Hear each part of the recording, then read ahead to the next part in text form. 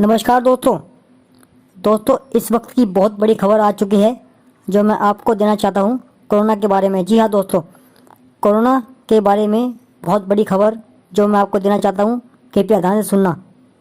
दोस्तों, क्या देश में कोरोना का पीक आ चुका है? तो ऐसे में खुद से ही टेस्ट करा लेना चाहिए। और कौन सी वैक्सीन असरदार होगी, इन सब सवालों के जवाब मैं आपको दूंगा।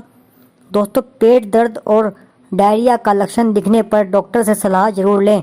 अगर वह जांच की सलाह दे तो लापरवाही न करें। जिस वैक्सीन में जितना समय लगेगा वह उतनी ही कारगर होगी।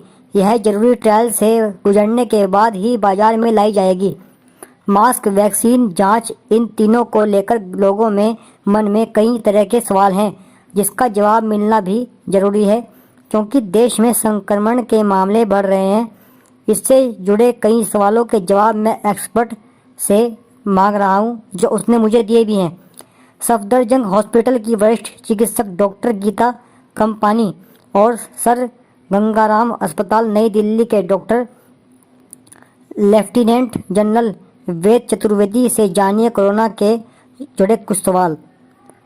दोस्तों, नंबर 1 सवाल, क्या कोई भी कोरोना टेस्ट करा सकता है? उसका जवाब है, स्वास्थ्य मंत्रालय ने टेस्ट को 4 भागों में बांटा है। नंबर 1, पहला, कंटेनमेंट जोन में जो संक्रमित व्यक्ति के संपर्क में आए हैं या जिन्हें पहले से कोई बीमारी है, इनका पहले रैपिड एंटीजन टेस्ट फिर RT-PCR होगा। नंबर 2, जो लोग नॉन कंटेनमेंट जोन में हैं लेकिन संक्रमित के संपर्क में आए हैं या जो विदेश से आए हैं या स्वास्थ्य कर्मी हैं, इनमें RT-PCR को वरीयता दी जाएगी। कोरोना से जुड़े सवाल और स्वास्थ्य विशेषज्ञों के जवाब। नंबर 3, वे लोग जिनमें इन्फ्लुएंजा के लक्षण हैं, गर्भवती महिलाएं, सर्जरी केस आदि का सीधे RT-PCR टेस्ट होगा। नंबर 4, कोई भी खुद जाकर बिना डॉक्टर के लिखे टेस्ट करा सकता है। क्या डायरिया भी कोरोना के लक्षण में आता है? तो इसका जवाब है, कुछ लक्षण ऐसे हैं जो सामान्य लक्षणों से अलग हैं, जैसे पेट दर्द और डायरिया। इसके लक्षण कुछ कोरोना मरीजों से मिलते जुलते हैं। अगर डॉक्टर कोरोना का खतरा बता रहा है तो तुरंत जांच कराएं। नंबर 3 जो सवाल है वो है, महाराष्ट्र, केरल और तमिलनाडु में मृत्यु दर ज़्यादा क्यों है? इसका जवाब हम आपको देते हैं। मृत्यु दर का किसी स्थान से कोई लेना देना नहीं है। वायरस कितनी जल्दी शरीर में फैलेगा यह वायरस के स्ट्रेन पर निर्भर करता है। दूसरी बात, इंसान की इम्यूनिटी कैसी है और वायरस के शरीर में पहुंचने पर शरीर कैसे रिएक्ट करता है, इसके लिहाज से कुछ लोग एसिम्प्टोमेटिक होते हैं तो कुछ लोगों में वायरस गंभीर रूप से जन्म ले लेता है। नंबर 4 आपका जो सवाल है वो है, WHO ने कहा है कि अगले वर्ष जून तक प्रभावी वैक्सीन आने की संभावना है। इसे कैसे समझें? तो इसका जवाब है, दुनिया के कई देशों में वैक्सीन के ट्रायल चल रहे हैं। बहुत सारी वैक्सीन फेज़ 3 के ट्रायल में हैं।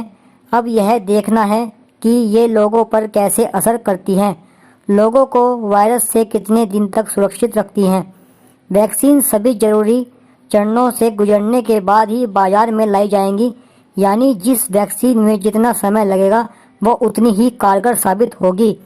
आपका सवाल नंबर 5 है, कुछ लोग एक ही मास्क को हमेशा लगाते रहते हैं, क्या यह सही है या यह गलत है? तो इसका जवाब है, अगर किसी के पास कॉटन का मास्क है तो उसे बार बार धोकर लगाने में कोई परेशानी नहीं है, लेकिन अगर सर्जिकल मास्क या डिस्पोजेबल मास्क है तो उन्हें एक बार प्रयोग करके नष्ट कर देना चाहिए। इन्हें दोबारा नहीं इस्तेमाल करना चाहिए। नंबर 6 जो आपका सवाल है वो है, क्या देश में कोरोना का पीक आ चुका है? तो इसका जवाब हम दोस्तों आपको बताते हैं। 100 साल पहले स्पेनिश फ्लू 2 साल चला था, इसलिए ये मान कर चलना है कि ये महामारी भी लंबी चलेगी। बीमारी का पीक, वायरस के स्ट्रेन आदि सब रिसर्च के लिए हैं। आम लोगों को बस बचाव करने के बारे में सोचना चाहिए। अगर मास्क लगा कर रहेंगे, हैंड हाइजीन और सोशल डिस्टेंसिंग रखेंगे तो ही बचे रहेंगे। अगर संक्रमित हो भी गए तो शरीर में वायरस लोड कम रहेगा, ऐसे लोग जल्दी ठीक हो जाते हैं। नंबर 7 जो आपका सवाल है वो है, क्या मास्क वायरस को रोकने में सक्षम नहीं है? तो इसका जवाब है कॉटन मास्क, सर्जिकल मास्क और N95 मास्क वायरस में कितना सुरक्षित रखता है, इस पर बहुत गहन अध्ययन किया जा चुका है। अगर मास्क सुरक्षा नहीं देता तो इसे लगाने के लिए क्यों कहा जाता है? भारत में ही नहीं बल्कि पूरी दुनिया में मास्क लगाने को कहा जा रहा है। सोशल मीडिया पर अफवाहों पर मत जाइए।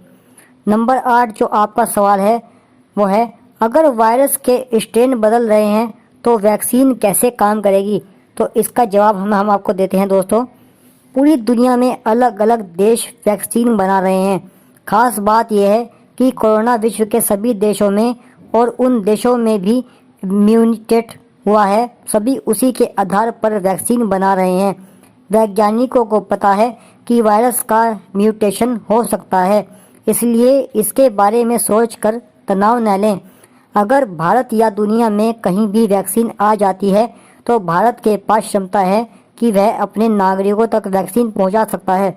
तो दोस्तों घबराइए नहीं और सोशल डिस्टेंसिंग का पालन करें, हमेशा मास्क लगा कर रखें।